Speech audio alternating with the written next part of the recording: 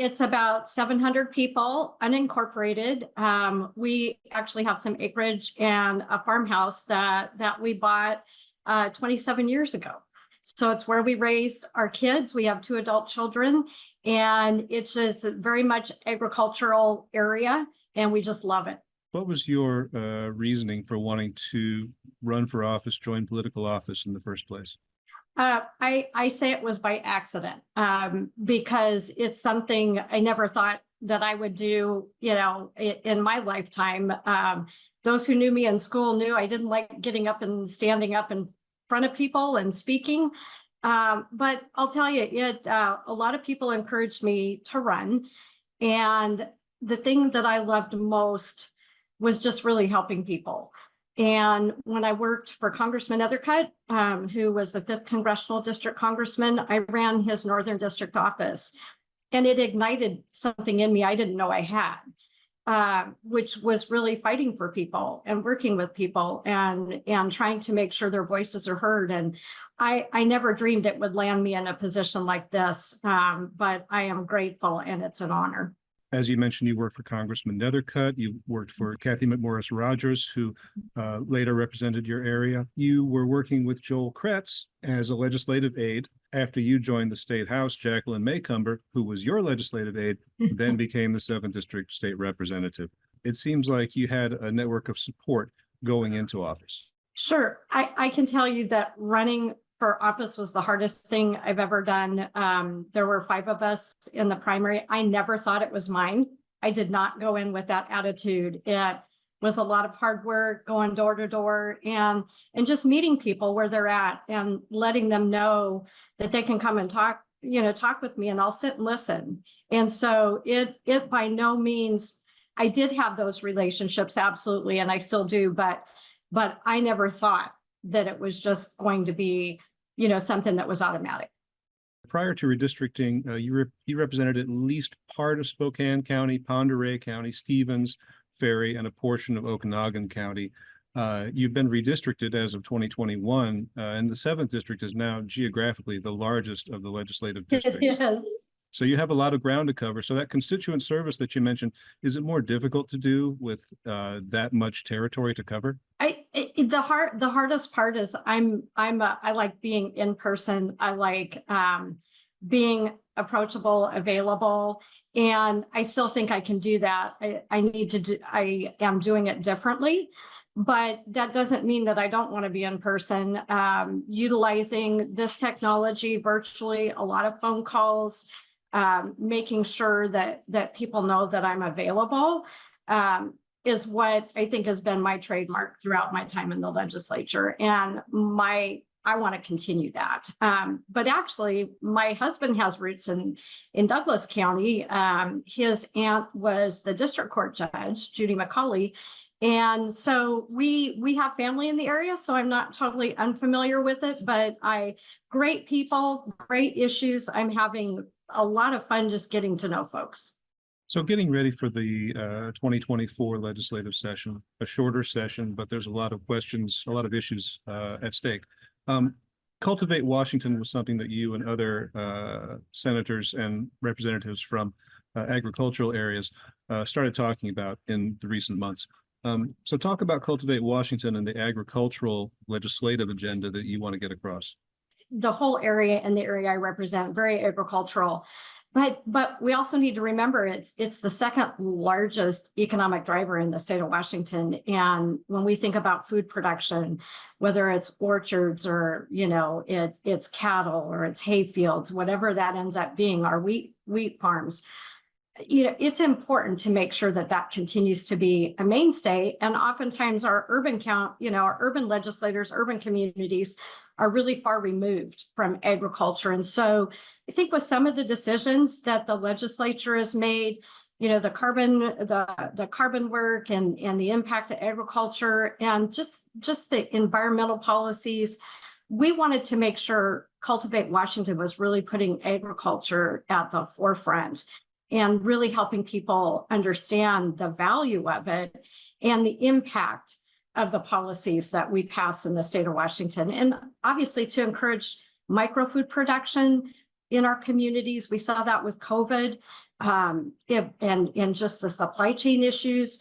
People want to know where their food comes from, but they also really saw the value in getting that locally. And so I think it's all of the above. And we're going to push hard to get that work done. It's time right now for legislators to be pre-filing bills, and you pre-filed one in the Senate 5834 that would deal with urban growth areas and sort of how they get revised. Can you talk about that a little bit? The current Growth Management Act says that you can adjust boundaries, but you can only really adjust boundaries if your population has grown to the extent that you've run out of area.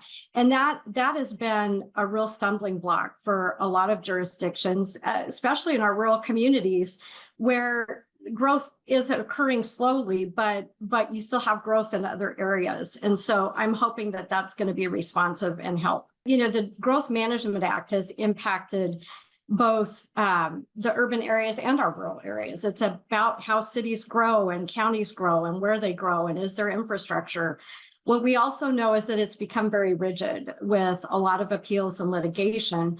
And so what this bill attempts to do is really to start to offer flexibility for cities and counties that if their growth is occurring in other areas of their area, that they have a chance to change some of those boundaries.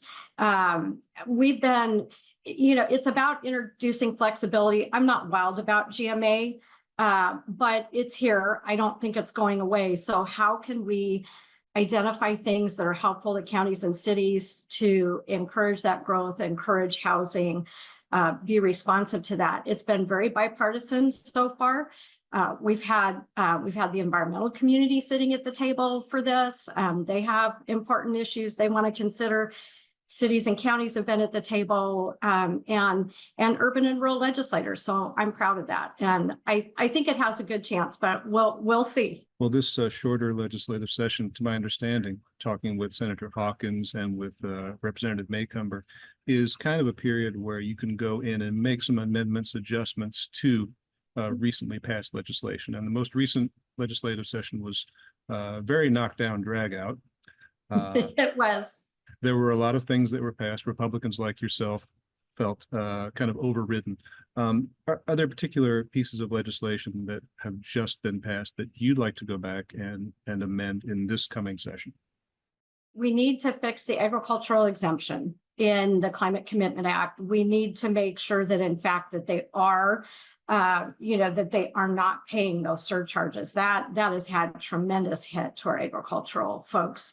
And so that would be something I want to see. A lot of the public safety provisions, I think we need to continue our work on that. I know most notably there's going to be an initiative around, bringing police pursuit back. I support that. We'll see how those efforts go. Public safety and just, fentanyl. Now, again, that issue isn't so much an existing legislative issue as much as it is a huge, health and safety issue. Are there other particular programs, Senator, that I didn't mention that you'd like to sort of get across the finish line in this session? Sure. Actually, there's one, and this is sponsored by Senator Cooterer and myself.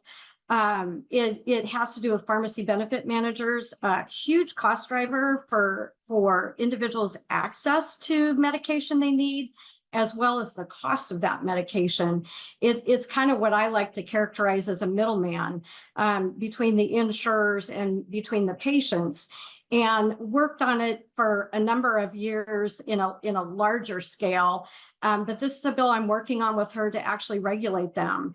Currently they're not regulated in the state of Washington, and they have a huge impact on a patient's ability to get what they need when they need it and at what price they're going to get that. And so I'm honored to work on that with her. She and I are committed to trying to get that across the finish line this year. And that was a bill that was introduced last year. It's 5213. Well, one of the bills that was kind of a point of argument in the earlier session in 2023, Senate Bill 5599, which is now law, which set parameters for gender affirming health services for minors. You voted against that. What was your objection to that? And do you see the Senate revisiting that law this year?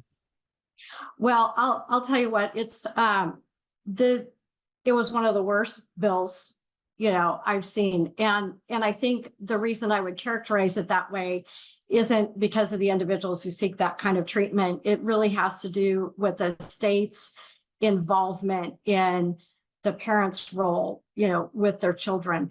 That bill evolved somewhat, but really it's tough to be a parent. And there are times as kids, we don't understand our parents, and there are fights and there are disagreements, but really it's incumbent upon the family to work through those.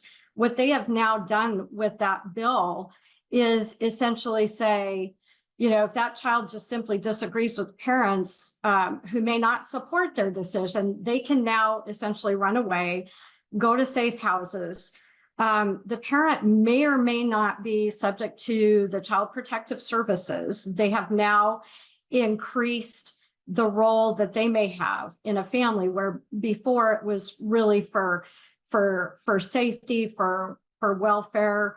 Obviously, if a child was injured, very important that they're there. But this expanded that territory in ways they've never done before, and it's really put the state in the middle of the family. And I'm not saying that these aren't huge issues, and that there's disagreement, but the way the legislation dealt with that, and again, these are kids that are like 13 years old, and respectfully, I wonder if our kids really understand when they go down those roads, am I going to change my mind later? Is this something that I feel now, but I may not feel later? And there's a lot that goes along with that, things they may not be able to reverse. And I just, again, nothing as to individuals who want that kind of service, who feel that their bodies are different than from who they see themselves are, as, but just a huge impact and interference with family. One of the things that law does do is if a youth is estranged from their family over the question of their gender affirming care, it requires the state to intervene in such a way that there is some kind of reconciliation process that they start with the family. You sounds like you think that might not be a proper role for the state, or that requirement doesn't go far enough. Well, so they do that, and that's a great question and a great point. But they use the State Department of Health and Children, Family and Youth Services to do that. Again, most notably, that's saying up front that the parent is a problem, the parent may be a danger to the child, and it's not a clean-cut process. I mean, we've seen that with foster children, and we've seen that with families that are struggling with addiction and things like that. Kids are removed. It's not the process this sets out to be. And so I do worry about whether or not that process will get to that, potential reunification. It really kind of makes the parents as if they're, they've done something wrong, or they've done something to harm their child. And that's kind of the premise of where it starts. And I don't like that. I don't know, Senator, if you keep an office per se where, say, the public can call or come and visit. Sure. But do you see yourself establishing any kind of like satellite in, say, the East Wenatchee, Douglas County area, or in Northern Grant County, where your newer constituents can come and find service? Sure. The thing my office is my car. Covering 15,000 square miles is a lot. What I would tell you is I'd like to maybe do some mobile office hours and things where there are certain set times of the year where people can come see me, but I'm also happy to come to, events or meetings. People can get a hold of my office and send me information. And that's generally how I've done it here. Obviously, East Wenatchee is further away, but I think there are still ways to do that. But no, I won't be setting up a satellite office. But I do want to communicate and connect with folks there. Well, I know our viewers would look forward to seeing you anytime you're able to be in the area. So Senator Shelly Short, thank you so much for talking with me today. Thank you so much. I appreciate the opportunity. Thank you.